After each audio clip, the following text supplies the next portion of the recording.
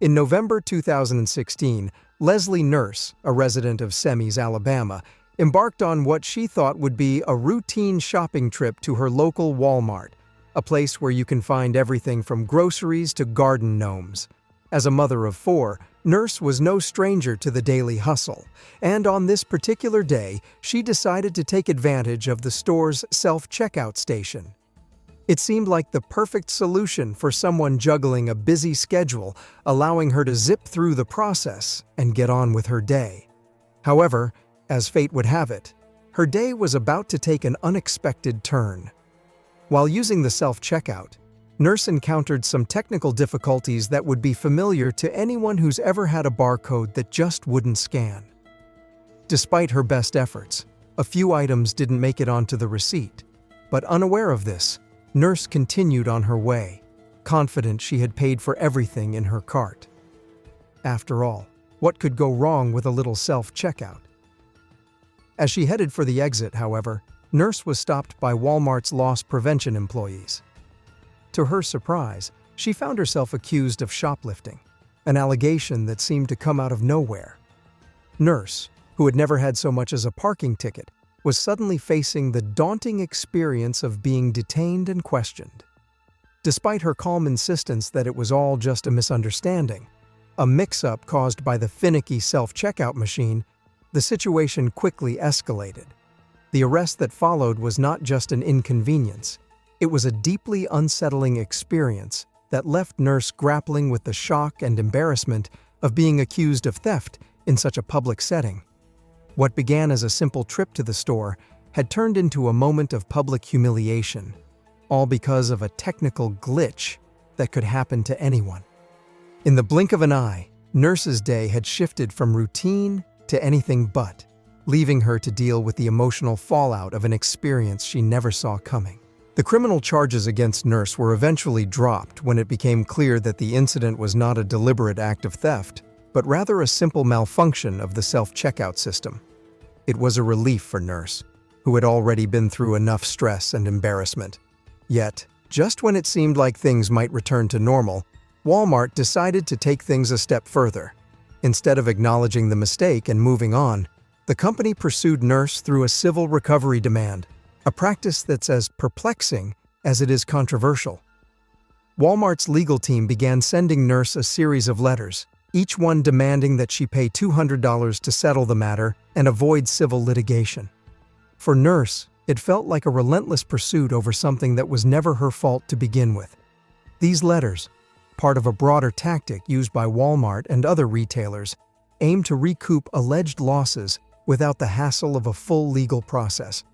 Civil recovery laws in many states allow retailers to make such demands, but these practices have often been criticized for being overly aggressive and, frankly, a bit heavy-handed, especially when directed at individuals who might not have the means or knowledge to fight back.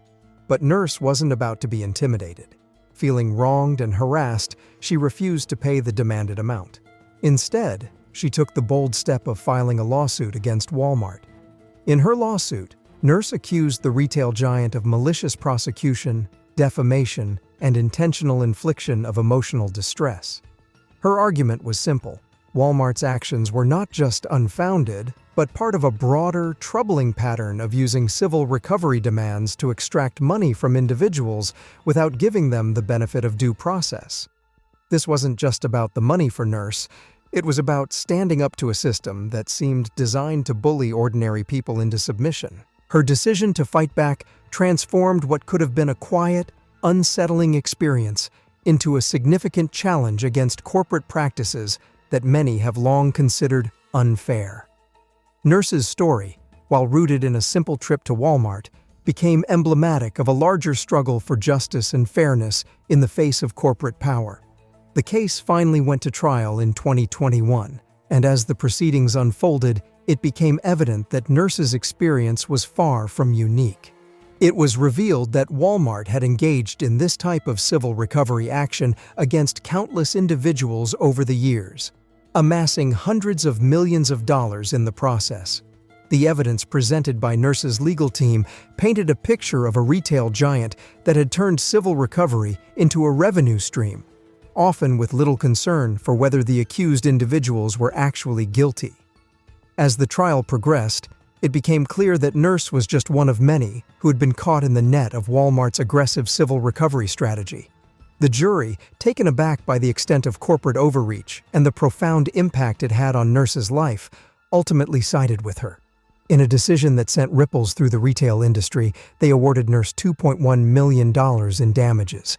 This sum included compensation for the emotional distress and defamation she had suffered, as well as punitive damages meant to send a clear message to Walmart and other retailers. Such practices come with serious consequences. The outcome of the trial not only vindicated Nurse but also highlighted the need for greater scrutiny of how large corporations handle accusations of theft.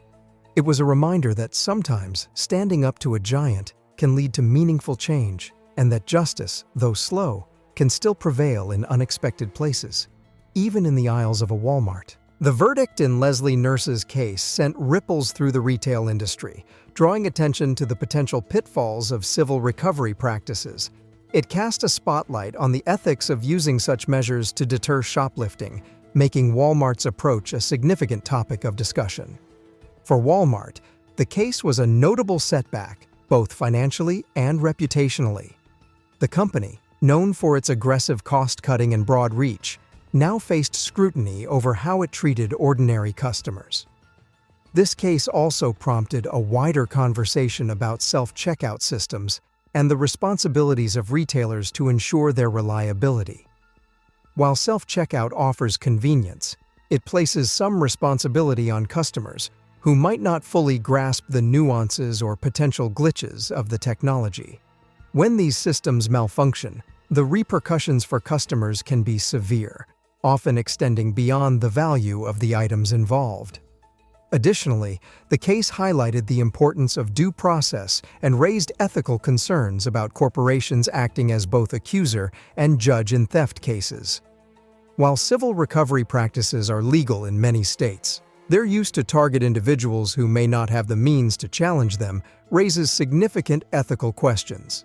Walmart's pursuit of Nurse, despite the criminal charges being dropped, suggested a troubling focus on revenue over fairness and justice. The story of Leslie Nurse goes beyond a simple case of wrongful accusation.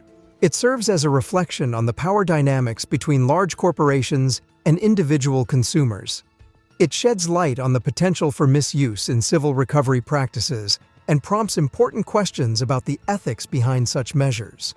For Walmart, the $2.1 million judgment was a wake-up call about the repercussions of overstepping boundaries. For the public, it was a reminder to scrutinize and question the practices of major corporations that influence everyday life.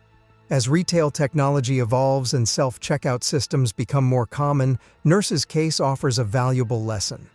It underscores that convenience should never compromise fairness and highlights the need for corporations, no matter their size, to be held accountable when their practices fall short. What do you think about this story? Let us know in the comment section. Thanks for watching.